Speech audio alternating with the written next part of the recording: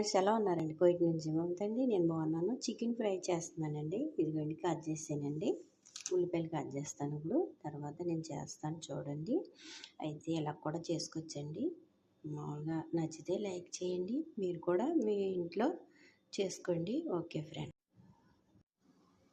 అది నా వంట నచ్చితే మీరు కూడా ట్రై చేయండి. ఉల్లిపాయలు గోల్డ్ కలర్లో రావాలి ఫ్రెండ్స్.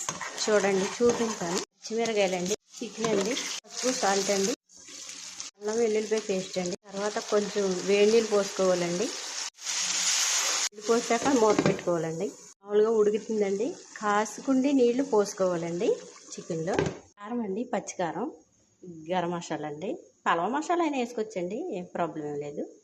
చూడండి ఉడికాక వేసుకోవాలండి. ఉప్పు వేసుకోవాలండి. ఫస్ట్ సాల్ట్ కొంచెం వేసుకోవాలండి. తర్వాత ఉప్పు సరిపడగా వేసుకోవాలండి. కొత్తిమీర వేసుకోవాలి. ఏవంతా ముక్కను పట్టిలా కుక్ చేసుకోవాలి. చాలా బాగుంటుందండి. లైక్ చేయండి వీడియోని.